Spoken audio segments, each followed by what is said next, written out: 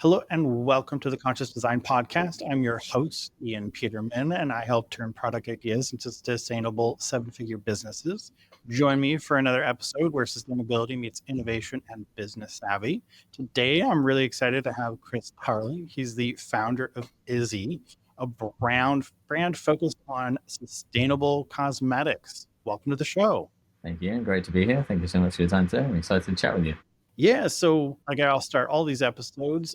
Let's dive into your origin story a little bit. I read it. I know we talked a little bit about it, but for everyone listening, what got you to I know you've worked in this field for a long time, decide you wanted to actually launch your own brand and get into that side of things?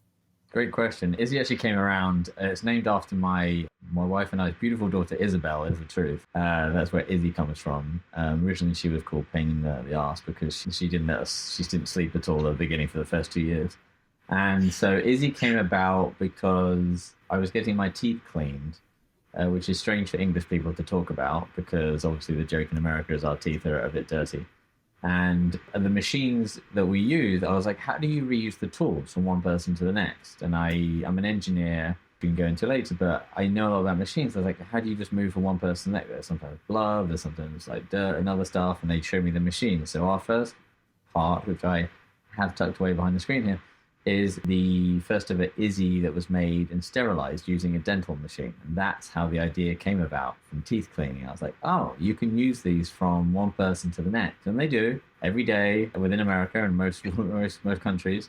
And it's amazing that, oh, wait, we could actually do this. So that's kind of how the reuse idea came about of using medical grade products to move from one person to the next. I love how you look at one industry and they've figured it out in some way, and you just have to take that and go, oh, well, this can apply over here. This is a whole, it's not a dental product, but you want to achieve that reusability. Yeah, because like a lot of products that are made in America, when you go get your teeth cleaned, they polish and they put that polishing product on it. That's made in Tennessee. That's made in the same factory that makes nail polish brushes. Because I've been in makeup for 20 years, and they make nail polish brushes, and they also make then a dental brush. And so I was like, oh, I know what polish machine does. Let's take a look at it. So yeah, like most consumer products, the best thing is customers don't realize what goes into doing them. It can be actually detrimental to the environment because people don't ask enough questions about it too. So I would never have guessed that same kind of factory would have made both things. Well, the Izzy mascara brush is actually quite different to most. Like L'Oreal does a lot of mascaras too in North America, or where I did work before, and it's a great company to work at. The place that invented the Twisted Wire mascara brush is actually in Western Massachusetts. It's called Sanderson McLeod. They invented the first Twisted Wire in 1964, 65. And basically, it was a guy called Howard Mellon. It was for a makeup artist in LA, and she wanted to apply mascara differently than the old spit polish brush technique, or they used to use screws, like a screw from a hat, like screwing into a wall was another technique. They were like, oh wait, how can we use something different? And they went to Western Massachusetts. So Izzy's mascaras are made at the same facility, which is an hour from where I am located. And it's made the facility that invented Twisted Wire mascara brushes. So not enough people realize that tons of products are like, again, the history behind a product can be, well, they were using a screw from a wall to apply mascara, and then this company, which is still family owned, makes Twisted Wire brushes for L'Oreal and Izzy. So it's kind of cool. That's awesome. Let's dive into the product. And how did you go about taking something that we don't think of as reusable? What are the things you had to think about to take that and make it actually a sustainable, reusable product? My co-founder, or the original co-founder, Shannon, I used to drive her nuts because we first started with a female founder. And basically, I drove her nuts because it was all about the details of the product. Because most makeup, and I'll show, like, this is just a blank component, like this is a lip gloss from China. You don't think about like the size, and when you throw most recycling, especially in the US, as you've spoken about in some of your podcasts, like, they don't end up in, even if you've got separate bins, they still don't end up in there. People think they do, or if they wash their glass, no, that doesn't really help either. That, like, washing a dirty jam jar doesn't really do anything. Like taking what would be the existing product, and with the medical, like I said, the tooth came about, and I was like, how can I really do this but do it to like an extreme? So we pushed the boundaries of using medical steel, medical grade, only domestic steel. Everything for the US brand, for the Izzy brand, is done within 150 miles from this house. 200-mile closed loop system. Now, does that mean really easy? It launched during COVID, which was not planned, and April 21, and we were able still to drive through our supply chain on 1 tank of gas to get the steel, to get it clean, to get the molding done, to get the brushes done, to get the formula done. So there was some advantages to having like that closed loop system that came about from all of it. That's really what stands Izzy apart, is the steel, because it's never thrown away. I mean, I've got a Yeti here, like, stainless steel. Luckily, I think some of this is made in the US. Swell is another drinks bottle that people know probably. That some of that's made in China still, but some of it's domestic US. And we went the opposite side of going really expensive. It's 10x of any mascara in the US, probably for component cost, of what the steel is to get it made. Again, you can drive to Pennsylvania and pick the steel up. The other thing we did was we don't have paper in our supply chain, so we use bags. This was all done, and the QR codes were all done before they became popular, because we started this probably a year and a half before we launched. And just sick and tired of wasting plastic, because I've designed enough of it for MAC, for NARS, for all these brands. And I was like, I don't want to keep making plastic. How can we actually be sensible about stuff? And so we didn't have any paper, so we used these bags. Like a company called Rent the Runway is a good reference. A dress company. And so we have these bags that Izzy comes in that sets us apart too, because you receive your product, your return label, there's more QR codes inside, and the product is always collected back. We have a 98% return rate, which keeps increasing because people become more understanding of how the process works. And but that's kind of the key thing, is materials to an extreme, and the closed loop systems to. There's many things that I think we do well. That having a closed loop system is really hard, and that's why it's so expensive and people can't really do it. The user experience, right? Because it isn't just buy it off the shelf, use it, throw the whole thing away, right? That's kind of the standard, right? Now with yours, with the reusability and there's a return component, how what's that consumer user behavior like now? Yeah, oh good. Like I think I've usually got stuff randomly around the screen, so there we go. What happens is a user, when they go to Izzy, you have either a subscription-based or a non-subscription-based, because there's still some people who just don't quite get it and have to do a one-time purchase, which is fine. That's human nature. You might be too scared to commit. You might just not get it, so you just want to I'll dip my toes in the water. So we have a much lower price for members when you get in and subscribe, because we can control your memberships. And so you order if I stay to that, you order the Izzy and it comes to you within like the shipping in 5 to 10 days. You get your Izzy product. Now you can use it, and once you finish using it, this is the Izzy mascara. It's our #1 seller by miles. It's like Netflix, how it used to be with the DVDs, when you used to send your DVD back for a new rental. Okay. So what we do is we send you a new one while you still have your old one. You get a fresh one delivered to you within 3 months, because people use their products for too long. They can get eye infections, they can get pollution from the air, dry out the formula. You can get really bad eye infections too. That's why people don't do testers as much in Sephora's and stuff, because people get eye infections all the time.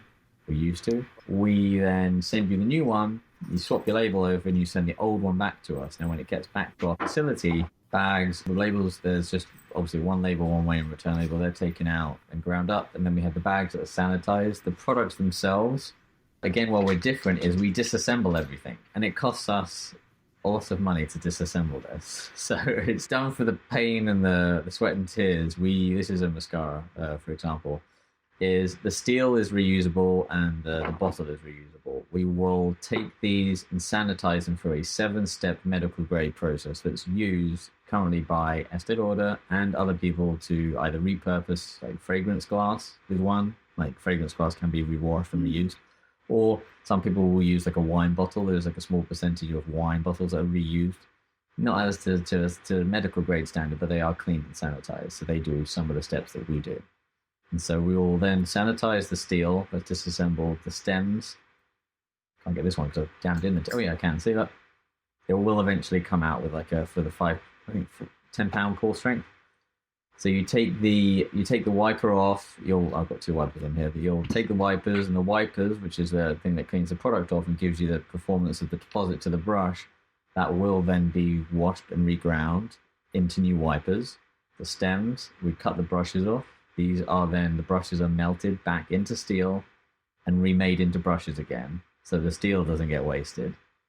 Plastic for the stem is washed, reground, all within the same state that it's injected into, all within Connecticut. The applicators are made in Massachusetts. This is injected in Connecticut. It's still washed, reground in the same state, and re-injected in the same state. So it comes back to where it started, which is kind of funny. You have a very, very closed loop, controlled supply chain, both on raw initial material, but then also the recapture and reintroduction of that material that you put back in as recycled material. Yeah, we really did go extreme with it, and it does actually help for tracking stuff. Like we have every single wiper and brush ever in our first 4 years of production. It's all been catalogued, stored, because you need about 10,000 pounds worth of raw plastic to grind up to make the plastic cost effective to almost like a brand new bag of resin again. So you need a lot of it to make it. And if you use like a MRF or normal recycle chains, there's a certain size, as been explained on your podcast before, there's certain sizes that you need for recycling that can't be used. And so it's 2x2x2. I think most cosmetics will fall through that. So most cosmetics, even if it's collected by most companies, I won't name them, but there are companies that say they collect in the US and recycle. You usually find out that they're ground up and burnt in Long Island City. There's one that burns a lot of consumer, and a lot of stuff is just ground up and burnt or put into the ground. Sadly, the truth of cosmetics products. I'll stick to cosmetics, but a lot of consumer products end up where people don't expect them to be even. So yeah, that's why we really go the extreme route of collecting everything, catalog everything. It drives my wife and my wife mad, and probably some other people. But we do it to be good, and we've tried our best. That's all we can do. Right. Well, I think I love that you brought that up. There's so many things that are industry specific, like you said, the cosmetic industry. It's hard to recycle those components with the machines that are out there, right? And this is, I think I probably shared on an episode before, some of the 3D printing powder. It's technically recyclable material, but the machines that are used to recycle, which nobody wants to reinvest the hundreds of millions of dollars to do that, they gum up the machines. And so it doesn't actually get recycled, even though it is technically recycled. So I love that you're taking this approach of going, we know exactly what our product is. We're going to be able to take it back because we figured out how to recycle our product and then put it back into our raw material supply stream, which I think is maybe the big system will get fixed at some point. But I think companies like you doing this and showing that it's worth it is a big piece to maybe eventually having the regular system work. Yeah, I mean, it's so like you said, like the regular system is so big that having the small boys actually be the guinea pigs to test it to prove it works. Like, is it like useful to people to test? And I don't mind. Well, one thing I do actually try and do is I speak to other founders, like Plain Products, Lindsay from Plain Products. I have a bottle, I have that all collection off to the side, and they use Lumen.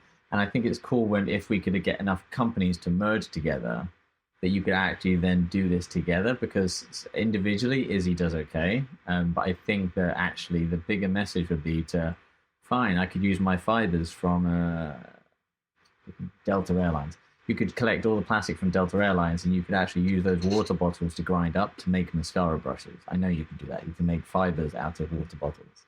So you could actually, instead of wasting plastic, you could be making stuff from other people's waste.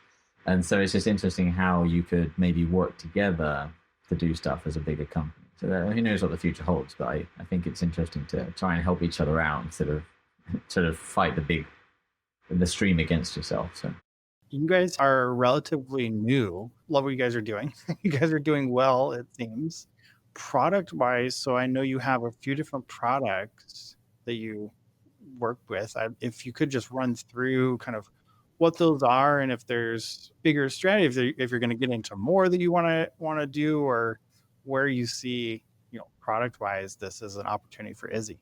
Yeah, it's a great question. Thanks. We have 11 SKUs of makeup. We have mascaras, we have 4 eyeshadows. Less is more. I worked at L'Oreal, and we know that like the 50 shadow eye palette is a complete waste of time. There's other, the 30 shades of foundation. Yes, they apply to everybody, but you only sell about 30% of those shades, really. So Izzy is staying very focused. We also have a lip butter that sells really good. It's like a generalized lip product. There are two lip shades, but you're able to change them over. The good thing is because it's reused steel, we can actually change our SKUs over. So if we want to re-laser everything for 10 cents, you can re-laser every pack we have. So you don't have to throw it away. You can just change it to a different SKU. So Izzy's built like Lego. It's the same cap for everything. It's the same collar. Two different bottle types. So that's why it's really clever. So we have those 11 SKUs. Our skincare is really clever. Two, we actually are partnering with a new company called 𝐘𝐞𝐫𝐤. They won the Earthshot Award to do from the Prince of Wales. They raised £1 million from him. And our pods are made of bio-based seaweed with them that you add water to and you shake it up and it emulsifies. So it comes to you as a pod, looks like a dish pod, and you fill it up to the line, like Blue Land. You shake it up in the water and then give it, I don't know, 5-10 minutes, and it emulsifies itself. If you shake it in your hand within like less than maybe a minute or two, you notice in your hand it suddenly goes, it stops, you can't hear any water going. And you'll unscrew it, and it's gone from the pod to a very beautiful skincare and moisturizer. So all our skincare is not zero waste too, which is kind of interesting. We only just started it last year, but it's an interesting avenue where we don't have much waste because the pods are refillable. So we ask you to wash the jars are washed at home in your dishwasher, so they're dishwasher proof.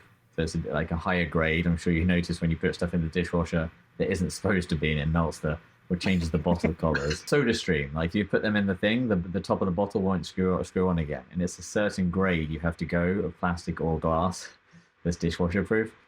And so our glasses, the idea is people receive these pods, and I've cleared my desk, I don't have one, but you put the pod in and they're bio-based, and you add water and emulsifies, and then you wash it again like a baby bottle and you refill it again. So you just need a fresh pod every time. The package stays at your house. And you get to reuse it again and again and again. That's what's, I think, fascinating too, because my wife's been using it for a while now, and it's really amazing to see that system. It does work, and obviously we've got hundreds of other customers that use it too, and it's quite interesting to see people are a little bit like, what is this at the beginning? But it really is interesting to use it. Yeah, I love that idea because some of the numbers, if you look at it, like shipping water is one of the biggest issues that we have, especially when you're dealing with most of your customer base is in somewhere like America, where we have tap water. We have access to water pretty easily. And it's a little bit of a learning curve for the user to get used to my soap or my hair care product or skincare, whatever it is, right? It doesn't come in this nice liquid. It comes in a cube or a little packet or something. But I think as something that I've seen, it's started to get more traction as people move to understanding that and knowing what to do with it. I think that as we get that hurdle past people, then it's going to be a huge impact to just what we ship. Agreed. Yeah, water, that's a great one. Yeah, because there's so much you can do with that, and it's just that, yeah, think of all the cans, the soda cans you get. I mean, of course, SodaStream. Like SodaStream is a refill mechanism, so you get the steel and you just refill the gas. But there's so much you could do with water alone. That's why doing stuff like with other companies and cross-pollinating ideas, you can actually play off each other, and you can actually, because then I don't have to worry about making plastic. There's enough plastic made, I'm sure, in water bottles that you could reuse it somewhere else. Right. Yeah, I think that is a really important part of and what I think of like a circular economy, and using those kinds of principles. It also is more efficient because if you can find out a way of, hey, this person's trash, right, their waste of some kind is actually feedstock for you, everybody wins. Yeah, like there's so much around that you can do that with. I mentioned that Izzy obviously is within 200 miles of itself, which is really hard to do. The interesting thing, we are launching in Europe, which is great. It's happening in March, so in a few days' time, in England. So I'm quite proud of that, being English originally. And we will be going to Germany soon too. And all the supply chains in those are done within 200 miles. We've already pre-done our supply chains in Korea, Japan, all within 200 miles, ready to activate as and when we grow with investors. Which is really, it's just supply chain is the hardest thing to get. But that's where, luckily, I grew up as an engineer, so that's kind of what I've always done. So. Hey, it's your host, Ian. I'm really glad you're enjoying this episode. I absolutely love highlighting amazing brands and founders for the awesome things they are doing. I've helped hundreds of entrepreneurs and businesses like yours turn their boldest ideas into powerful, purpose-driven brands. So if you're serious about building a brand people love, like our guests and clients do, and one that you're proud to stand behind, I invite you to dive a bit deeper with our book, Conscious Design. Inside, you'll discover the exact framework and steps we use to help entrepreneurs like you turn purpose into a powerful, impact-driven brand. A brand that stands out, attracts loyal customers, and drives sustainable growth with social and environmental responsibility woven into its DNA. Grab your copy today. You can find it on our website, consciousdesignhouse.com, or just find the link below in the show notes. Enjoy the rest of the episode, and don't forget to like, subscribe, and share.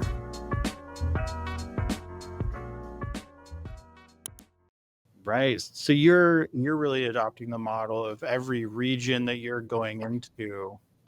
You're finding that 200 square mile area that you can get your supply chain, and then that's what you use to supply the area. Yeah, think of how much stuff goes around the world. Like there's obviously when we had like the Suez Canal get blocked, so much happened. When you had like boats blocked, certain things or things break down, and like the environmental footprint of shipping, like.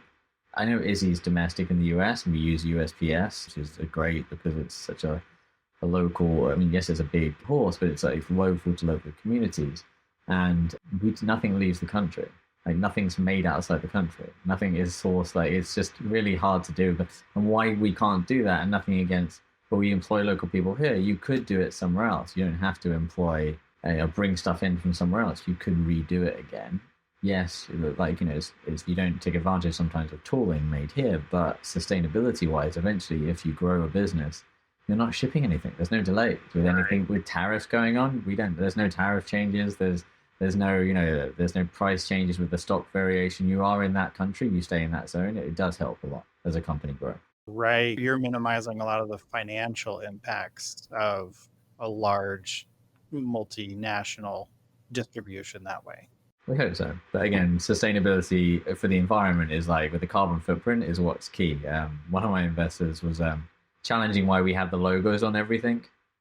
On all our PDPs, you have the carbon footprint, which is certified by an outside company, by the carbon neutral partners. And yeah, we will literally work out, we have a document done by a lady, Ali, who used to work at 𝐘𝐨𝐻𝐿, who started her own company. And we certify all our products by filling in this document that literally pulls down your trousers, but allows someone in the back end of the company to see all the details so that then you can actually certify the true carbon footprint. I just think it's different. I think it's nice to show. Some people don't understand it, which takes a lot of storytelling. That's what storytelling is key.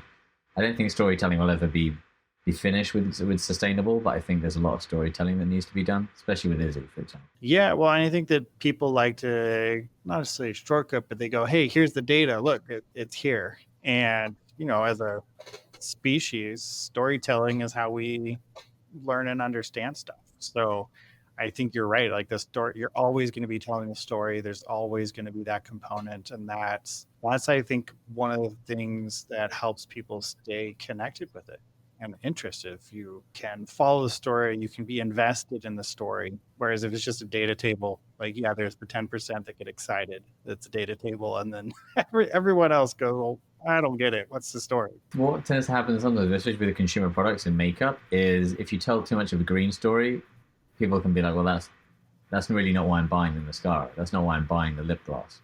So the key factors we have to push home when you go up against some of the big boys, especially if you can't do it around Christmas or you can't do it around certain days, because marketing is just like they're spending. It's like the Super Bowl of trying to fit in an advert and spend on advertising.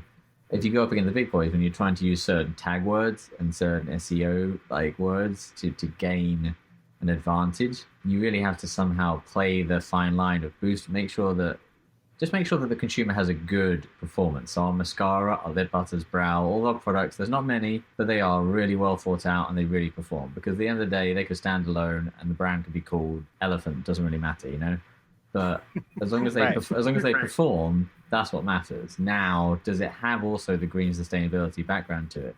Yes, which is key. And again, the key message we have here. And you kind of have to play that game to at least get consumers what they want, but also make sure that it's actually delivering on the back end of things. Yeah, and that's something that's come up multiple times. And we have a couple PR agencies that we work with on sustainable products specifically. And that's something that we've noticed with my design firm and our clients. And that 15 years ago, 10 years ago, you could have launched and be like, hey, it's sustainable. And people would have bought it. They would have paid a premium, they bought it, and that could be your number one kind of reason to purchase. And now it's really moved into this expected category. Like if you're a new brand, why are you not sustainable? Why are you trying to launch something that's not sustainable? Oh, I'm going to assume and expect you're going to be sustainable in some way. And what I really want is, like what you said, it's got to perform. I'm using this to solve a problem. And, makeup is, I want a look. Well, if your mascara can't do that, it doesn't matter how sustainable it is. It doesn't achieve what they want. Yeah, you won't get the people the first time purchase. You'll get them in the door once, and they won't then stay, and that kind of then negates the whole. You wouldn't be sustainable from the get go. You've got to try and really make sure they perform for them, and they almost feel it's like the seatbelt. It's like Mercedes with their airbag when they first launched the airbag. It was like, oh, what's this strange thing? Now it's it's a given in every car, like the seatbelt. Like it's a given. You take it for granted. I'm sure we'll take for granted like the automatic driving one day, But like, I know I actually prefer older cars because they're easier to fix. But yeah, I think that Izzy should be like the sustainability should be almost like become the seatbelt and airbag of things. Now we're always going to have improvements to make. Izzy still has things to work on, as does many other brands. So yeah, at least trying your best and always looking for new things is good. So we spend a lot of time researching new stuff. So yeah, well, and I think that's important, right? If you stop innovating and you stop researching and stop trying to improve, you have a certain shelf life, right? As a brand, you are just not going to last very long. And so having that mentality of, hey, we're doing the best we can right now. We're doing what we know is good now. And if tomorrow a new piece of information appears, and we'll integrate that and figure out a way to do better. Yeah, I know you mentioned you're working on some partnerships already. The cosmetic skincare space is huge. I worked with a few clients in this space. There seems to be a endless number of products that fall under this. You guys focusing really on some specific areas that you think you can make the most impact, or do you see as the market's wide open, ready for this kind of change? I think that the market is here now. Like working with wholesalers is important. So we work with like Grove.co is a great wholesaler for sustainability. And so building out working, because a lot of wholesalers, the hardest thing is they don't know how to deal with sustainable products.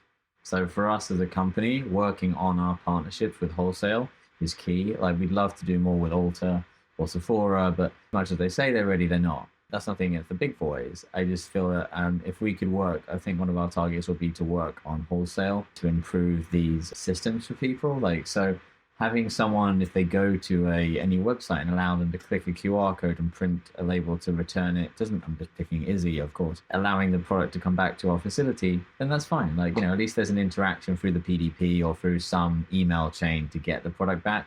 And people are used to doing that. Like if you go to Amazon, like everybody loves to talk about Amazon, I don't love to, but it's kind of stuck with you. So when you go to do your returns, you just go into Whole Foods or you create a QR code and it sends you to Whole Foods, sends you to UPS, sends you to all these different places. People are used to doing things. So I think what Izzy's going to do is help to try and work with our wholesale partners to increase that ease of people, because it should be easy for customers. The hardest thing about sustainability can be that the people have to go out their own way. So doing something different to your routine can be a bit awkward. So that's why Izzy tries to do it by shipping back and forth. So you don't really have to do anything to put it in your mailbox. You forget about it. There's other ways where I think working on wholesale for us is the key thing. The product wise, you have to be really careful. Like eyeliners are interesting to us, or the more eye products, but I think that if you actually put eyeliner on a car, it might actually eat through the car bonnet based on the chemicals. So you have to really look. What people put on themselves needs to be less is more. I mean, I wouldn't physically say I've been in makeup for 20 years. I've worn more makeup than any straight guy, and I do think less is more anyway. And I don't wear it but that's just general in life, like from products, from clothing. So Izzy just needs to stay focused on less is more and just do it right. And that'd be okay for us. I think if we can partner then with we're doing our skincare, but maybe there's, some other brands that would love to like partner with us or come together with us who does shampoo, body care. Why not? Because if you think it too big, in theory, the L'Oreals of these worlds have access to multiple brands. Why wouldn't we go together and come together with other brands who do clothing? Clothing brand might want to work with us and say, fine, we'll merge with you. Your bags that you're shipping can be made of our clothing. That can be another thing, So our bags can then have an eco story to them. Oh, and then it's tied to another thing. And you just become this bigger engine together. Right. So staying focused, I think for the next year, especially as I have a very close partner called Terry Maxwell from Ignite, and she's family for life and she helps us a lot. And staying focused on our marketing and directions of the company is something that really is key, and you can definitely get lost. I've been through a lot personally the last 9 months. Last 9 months was pretty brutal for me, but I think that startups have that. So if we can stay focused on up and down. It really is. It's like, it can drive you to addictions, it can drive you crazy. But yeah, I think if the highs become low and the lows become high, so it's kind of become smoother, the ride, nothing's going to be perfect, and just live today for today. There's a lot you can do, and I think that with focus, we can be okay. So yes, we're going to Europe, which is great. Izzy is doing great with helping with, not in the US domestically. We've had nothing thrown away in 4 years. That's just crazy. Nothing has ended up. It's still in drums, and we collect all the drums of plastic, but they are washed, ready to go to be reground. And when you then have enough, you regrind it. So it's thousands of products, but it's done the right way. And the hardest thing also is customer service, I think, with us, because we find that when with customers don't know the story, sometimes they get frustrated. So I will admit that the customer service has been tough for us with a small team. Sometimes me, just by myself. Startups have that, where you raise all this money and then you go and spend hundreds of thousands on this marketing company, this ad company, and you're like, well, that went quick.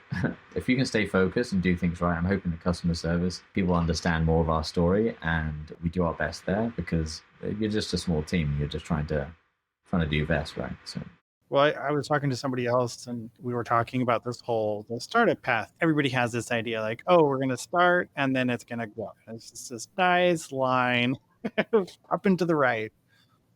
And really it's going up and down, and just you're hoping that the ups and downs just go up together and maybe smooth out some. That's always the goal, but you're just going to have stuff, and you're, especially someone like you're diving into a space that there aren't super easy answers to it all, because it's been done a million times before. You're figuring out things like, how do you produce a product in a 200-mile range?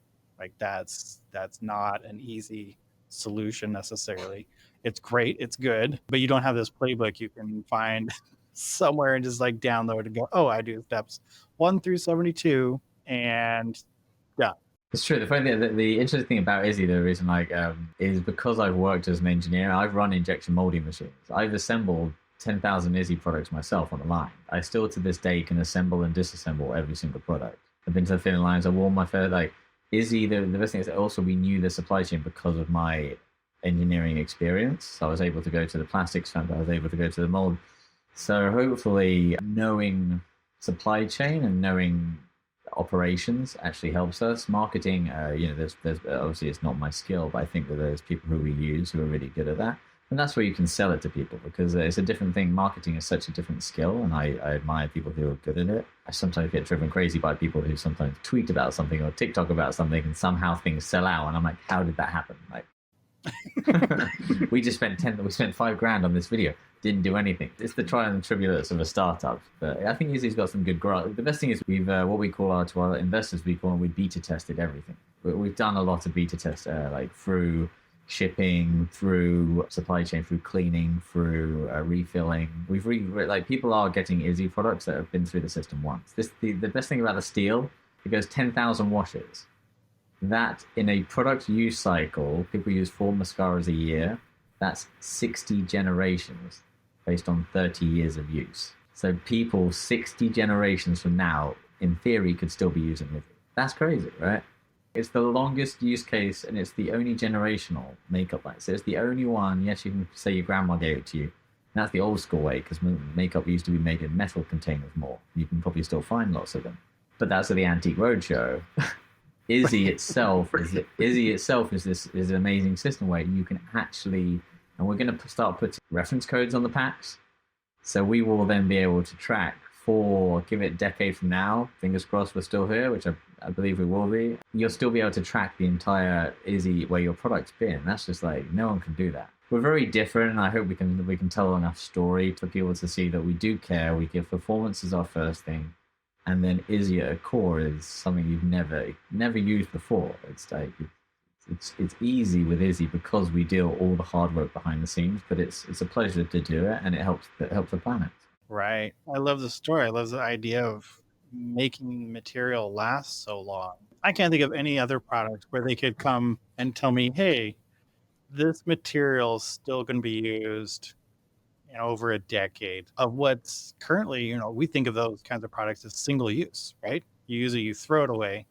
And your solution, you're going, oh, it's not just sustainable. This is going to last decades. This thing that you buy, someone else 10 years from now is still going to be buying this, using it, and it'll keep going.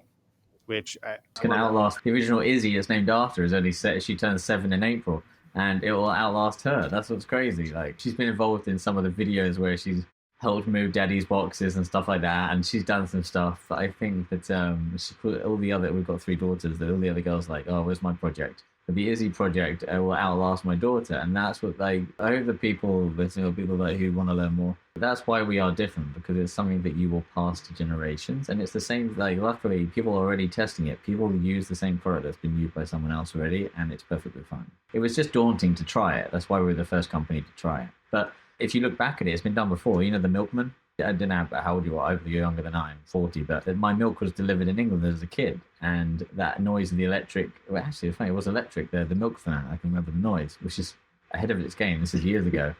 Is the milkman came, you heard the milkman, and if you didn't get down in the morning, the milk had popped its top because it was too cold in the winter. It would sometimes freeze and pop its top on the milk cart. So if you got down in the morning, you could bring the milk in before it popped. Now, those milk bottles were passed back to the milkman the next day, the next couple of days when he came back to refresh the milk, and they were washed, sanitized, and resealed. The milkman, even in the States, has existed for years before, and Izzy just takes that in a makeup direction. And so it's really not out of like too crazy. It's just people aren't used to it in cosmetics. That kind of like the milkman with the reusable milk jars has not been in the US for a long time. So but it is one of those things that, like we were talking about, we know that the behavior is possible because we've done it before. So it's just helping the consumer get back to that kind of behavior of, okay, how do we just swap this out? So you're using the same material, same thing, and it's getting cleaned and brought back. Yeah, you'd end up with lots of localized cleaning stations. Like I know Coke and Pepsi, some other companies are trying this, and there's been a couple of meetings I'm on where, because Izzy's part of a group trying to change the New York legislation, which we take seriously too. And so part of these big, we're lucky to be with Pepsi and Coke on some of these things for sustainability, where we're able to then look at systems for sanitizing. So really what you'd need is all your stuff to be within the same town, state, so you can actually just, in theory, keep everything as localized. Like your milk, fingers crossed, could come within the same, should come from within the same state.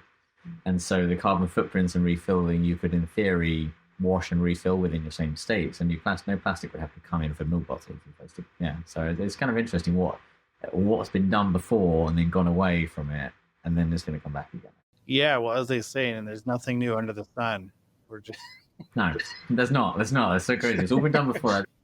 Innovations and ideas have all been done before. It's just how you realize them and bring newness to them or bring them back to life. So I also do think that closed loop systems will not be everything, and consumers should always have the right to a first time experience and maybe a throwaway. That will exist, but that's where great chemists and great scientists can work on material science to make something that throws away and is maybe made of seaweed, like nopla and other things that is, there's enough bamboo, maybe everything's made of bamboo, but there's still glues the whole thing together. So you got to think about the big picture. People think, oh, bamboo plates. Oh, what's the glue that holds it together? That chemical still lasts for ages and still damages the planet. So it's just education and storytelling. But there's lots of fun things to do, and that's why Izzy is a great company and it's a great sounding board to do collaborations with people. So we love doing that. Yeah, well, and I'll have to look that up. The bottle cleaning, like that idea of having a centralized station, because I've actually worked with some clients that we looked at taking back glass containers and washing them and then reusing them. But what they ran into is the cost of shipping, because they would have had to send it all back to their one factory. Glass is super heavy, and if you don't put a product in it, the value is not enough. So we couldn't figure out a good way to do that. But if people are interested in making some cleaning stations, then that whole concept becomes a lot more doable, because you have that localized cleaning rather than having to ship it off to a cleaning place and then on back somewhere else and then back again, or build a cleaning facility yourself. If you took the like the Amazon, obviously you get stuff within like same day sometimes. It's kind of crazy, but it's because Amazon has so many locations now across the US, say for that they're able to get the distribution to you all within a few days. Like, and it's sometimes slower, which is, I don't mind it taking like a few days to get it. But if you could have small stations that did cleaning within a network like that, yes, that took millions of dollars to get there, but you then save millions of dollars worth of shipping, because shipping's gone so crazy since COVID. Like we used to price in $2 for a USPS label, now it's $4.50. Like Izzy spends $9 to get its products to someone and back again every time, and we eat that cost. Yeah, that's a lot to pay, but we do it because the steel is worth a lot of money too, and you want that back again. So right. This is amazing talking to you. I love what you guys are doing. Hope this continues, which I think it will. Last couple of things. First, where can people find you, reach out? What's the best way of any, if there's brands or anything like that want to connect and partner with you, or just the average customer just wants to try it out, buy it, and then anything else you want to add? Sure. The website is brand new. We just redid it because of the European launch, so that's brand new. It's �YourIzzy.com, which I'm really pleased about. That took like 3 weeks of blood, sweat, and tears. It's the full form we've done, but you always just keep evolving. And then we have social media. It's at Izzy Zero Waste Beauty, which we have about over 40,000 followers, which is great. 47, I think, or 46. And so yeah, we'd be open to, you can either, if you have any questions, you can email support@yourizzy.com. I do get the emails. My email is chris@yourizzy.com. You can feel free to reach out. Don't mind sharing that. And yeah, we're here to educate, to help support, and we'd love to partner with other brands. I do honestly, truly believe that if we could merge with other brands, we've done great. Our sales are 3x. And we're about to go global, but I think if we could actually work with more brands, I am totally willing to put my skin in the game to merge with other brands, because it takes a village, takes a town, takes more than one person to do this. So the willingness to say, hey, can these 6 brands come together? I am totally willing, and I think that will help a lot of people. It'll help the customers because you'll get a lower price. It will help the brands like become more valuable. And it helps the environment. That's the core thing here we're talking about. It's deep down, we'll be able to do more domestically across the US and around the world of just helping people. So yeah, thanks for having me today. I'm really pleased to meet you, and hopefully I didn't waffle too much for your listeners, but hopefully that's interesting. Yeah, thanks for being on the show, Chris. This has been great. If you want to, take care. And that wraps up another episode of the Conscious Design Podcast. If today's episode inspired you to bring your product idea to life and turn it into a sustainable 7-figure business, visit petermanfirm.com or click the link below. Your ideas have the power to change the world, and we're here to help make that happen. Thank you for joining us, and I'll see you on the next episode.